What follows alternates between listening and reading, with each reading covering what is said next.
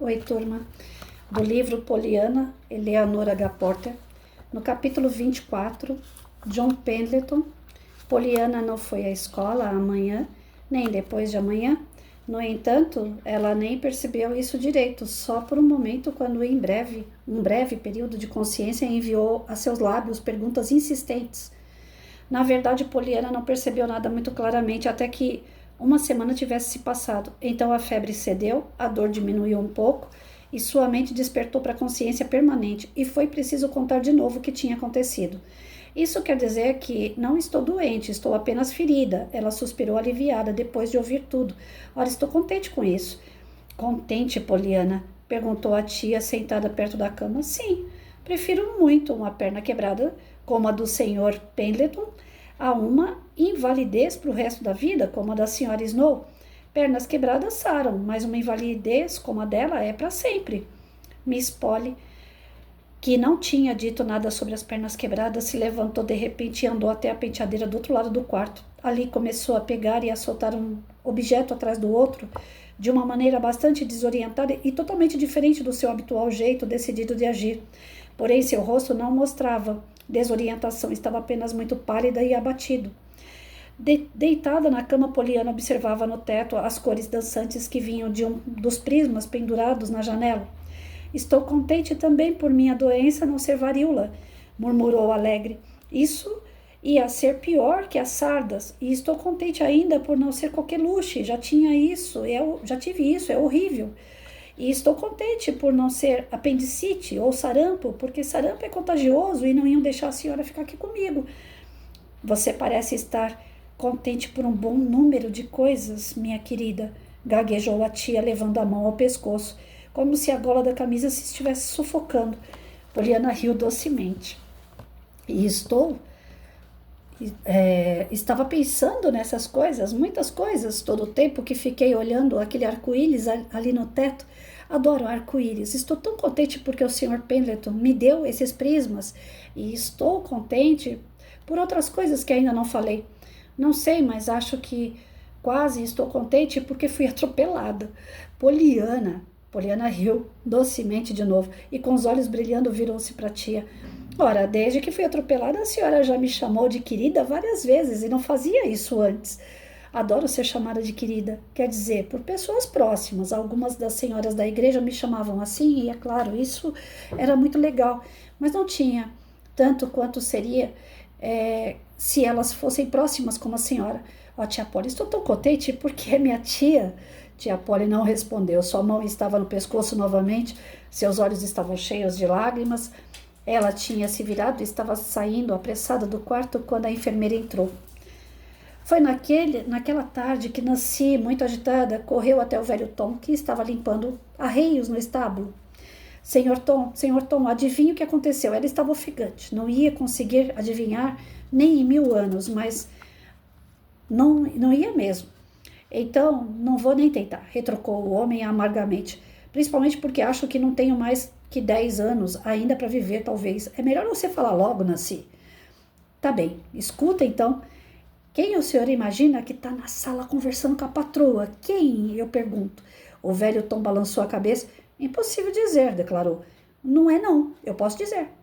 É John Pendleton. Caramba, tá brincando, moça? Não tô não. E fui eu mesma que abri a porta. Tá com as muletas e tudo mais, e veio gente com ele. Estão esperando na porta nesse minuto, como se ele não fosse aquele mal-humorado esquisitão que ele é e que nunca fala com ninguém. Pensa bem, senhor Tom, ele visitando ela. Bem, por que não? O velho homem perguntou num tom meio agressivo. Nancy lhe lançou um olhar irônico, como se não soubesse melhor que eu. Ela zombou, hein? Ah, não precisa ser tão inocente, ela retrucou com ironia. Foi você que me contou primeiro sobre esse segredo. O que está dizendo, Nancy? A moça olhou rapidamente para a porta do estábulo, que estava aberta e deixava ver a casa. Depois se aproximou mais um pouco do velho homem. Escute, foi você que falou primeiro que Miss Polly teve um namorado, não foi? Bem, um dia eu pensei e somei 2 mais 2, pus os dois juntos e deu 4. Mas depois acabou virando 5 e não 4, não mesmo. Com um gesto de indiferença, O velho Tom se virou e recomeçou o seu trabalho. Se você quer falar comigo, é melhor falar coisa com coisa. Não estou entendendo nada, ele declarou impacientemente. Não fui bom em adivinhações. Nunca fui bom. Nancy riu. Bem, é o seguinte, ela explicou. Escutei uma coisa que me fez pensar que ele e Miss Polly foram namorados. O Sr. Pendleton? O velho Tom endireitou o corpo. Sim. Calma, já sei que não foram. Era a mãe daquela criança abençoada que ele amava, e é por isso que ele queria. Mas esquece essa parte, acrescentou imediatamente. Lembrando a tempo a promessa que fez a Poliana de não contar que o Sr. Pendleton tinha pedido a ela para ir morar junto com ele. Aí andei perguntando às pessoas sobre ele e descobri que ele e Miss Polly não são amigos há anos e que ela odeia o Sr. Pendleton, mais que tudo, por causa de um mexerico tolo que juntou o nome dos dois quando ela tinha 18 ou 20 anos. É verdade, lembro disso. O velho Tom acenou com a cabeça. Foi uns 3 ou 4 anos depois que Miss Jenny terminou com ele e foi embora com o outro sujeito. Miss Polly ficou sabendo disso, é claro, e ficou com pena dele. Então ela tentou ser legal com John Pendleton, mas pôde ter exagerado um pouco, porque ele detestava aquele pastor, o que levou a irmã dela embora. De qualquer forma, algumas pessoas começaram a causar problemas. Disseram que ela estava correndo atrás dele. Correndo atrás de homem, ela? Nancy o interrompeu. Eu sei que não, mas eles falaram. O velho Tom contou. E é claro que nenhuma moça honrada ia suportar isso. Então, mais ou menos na época, veio o namorado de verdade e o problema com ele. Veio o namorado de verdade e o problema com ele. Depois disso, ela se fechou como uma ostra e nunca mais teve nada com mais ninguém. O coração dela ficou completamente seco e amargo. É mesmo, disse eu sei.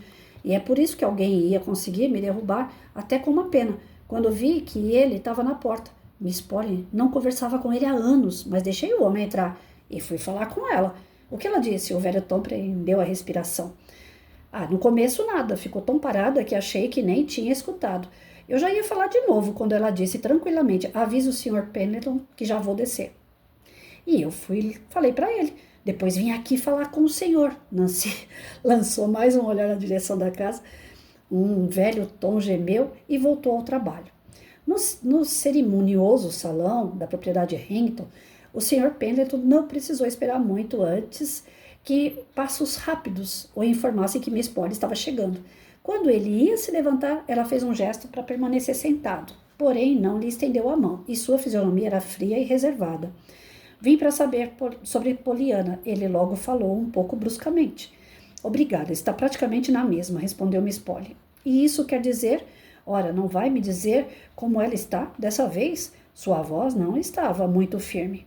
Uma rápida contração de dor pôde ser vista no rosto da mulher. Não posso, queria muito poder.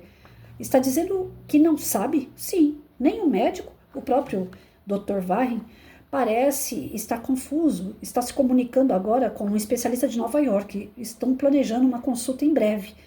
Mas quais foram os ferimentos aparentes?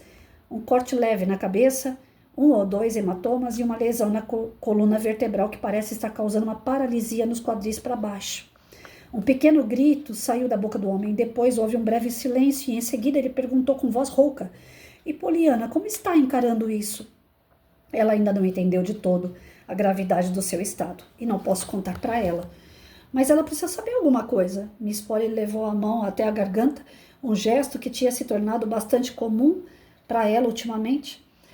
Sim, ela sabe que não pode se mover, mas acha que as pernas estão quebradas. Diz que está contente porque ter as pernas quebradas é como a sua, em vez de ter ficado inválida para o resto da vida, como a senhora Snow, porque pernas quebradas saram, a invalidez permanente não. Fala assim o tempo todo, até que eu quase senti que preferia morrer. Através da cortina de lágrimas em seus olhos, John Pendleton... Até eu estou querendo chorar, gente, para. Oh, meu Deus do céu. Um rosto abatido, marcado pelo sofrimento, sem querer seus pensamentos voltaram ao que Poliana tinha dito quando ele fez seu último apelo para que ela fosse morar com ele. Eu não posso deixar tia Polly agora. Foi esse pensamento que o levou a perguntar muito amavelmente assim que conseguiu controlar a voz. Eu me pergunto se sabe, Miss Hampton, o quanto me esforcei para levar Poliana para morar comigo? Com o senhor? Poliana? O homem se assustou um pouco com o tom da voz dela, mas sua própria voz estava fria e pessoal quando falou de novo. Sim, queria adotá-la, legalmente. Claro, fazer dela a minha herdeira. A mulher, na cadeira em frente, relaxou um pouco, pensou no futuro brilhante que isso traria para Poliana e se perguntou se a menina tinha idade suficiente e se era interesseira o suficiente para se sentir tentada pelo dinheiro e pela posição social daquele homem. Gosto muito de Poliana. Ele continuou, gosto muito dela, tanto por ser como ela é, quanto pela mãe dela. Estava pronto para oferecer a Poliana um amor que tinha ficado guardado há 25 anos. Amor, de repente, Miss Polly se lembrou do motivo que a levou a aceitar a menina no começo e com essa lembrança veio das palavras da própria Poliana exatamente naquela manhã. Adoro ser chamada de querida por pessoas próximas. E era para essa menina carente de amor que foi oferecida uma afeição guardada por 25 anos. E Poliana tinha, sim, idade suficiente para ser tentada pelo amor. Com o coração apertado, Miss Polly se deu conta disso e também com o coração apertado ela se deu conta ainda de outra coisa, a monotonia que poderia ser o seu futuro agora sem Poliana. E então ela falou, o homem reconhecendo o autocontrole que vibrava um áspero de voz dela, sorriu tristemente. Ela recusou meu pedido, respondeu. Por quê? Não quer deixá-la. Disse que tem sido muito boa para ela, que queria ficar com a senhora e que achava que a senhora também queria que ela ficasse. Ele concluiu levantando-se. John Pendleton não olhou para Miss Polly. Decidido, dirigiu-se à porta, mas imediatamente ouviu passos rápidos a seu lado e encontrou uma mão trêmula estendida na sua direção. Quando o especialista chegar e eu souber alguma coisa definitiva sobre Poliana, daria um jeito de o senhor também ficar sabendo, disse uma voz hesitante. Até logo e obrigada por ter vindo. Poliana vai ficar satisfeita. Gente, que história. Quase que eu chorei no meio da história, né? Pois bem, para quem não tinha amor, para quem não tinha pessoas para te dar segurança, agora as pessoas estão brigando para ter a Poliana. Olha só o que faz uma pessoa com o coração puro, voltado para o amor, para as atitudes de boa vontade, o que ela não gera em volta. Inclusive, eu acredito que os perdões que eram necessários vão acabar surgindo aqui no meio dessa história. Estou começando a acreditar nisso. Enfim, o que a gente aprende nesse capítulo? Que vale a pena ser bom. Vale a pena a gente produzir o bem por onde a gente caminha, com as pessoas que Deus nos circunda. Por mais que elas tenham defeitos, por mais que elas sejam pessoas difíceis, não há nada que impeça pelo menos um sorriso nosso para elas. Não há nada que impeça uma palavra de bom ânimo. Não há nada que impeça a gente fazer o jogo do contrário. Tudo aquilo que aparentemente é ruim, a gente mostrar que aquilo veio para o bem, ou que poderia ser pior, trazendo à consciência das pessoas uma forma de reflexão, de mudança de pensamento, de mudança de vibração, trazendo energias boas que circundem uns aos outros, trazendo a nossa reforma íntima, trazendo a nossa evolução espiritual, moral, de princípios. Olha quanta coisa a gente pode retirar de um texto como esse. E já que o canal é voltado, né, o texto e os estudos são voltados para o canal de educação, olha quanta coisa a gente pode produzir dentro do nosso lar, para os nossos filhos, para os nossos entes queridos. Se a gente é professor, a gente pode levar isso aos nossos alunos. E se tem alunos assim na sala de aula, que a gente aproveite ao máximo uma criança dessa para harmonizar todo o ambiente de uma sala. Então, circunstâncias a gente não pode medir, a gente não pode ter a exatidão de como elas vão ser. Mas como reagir diante delas, isso cabe a cada um de nós. E dá para fazer a diferença, dá para fazer o melhor, né?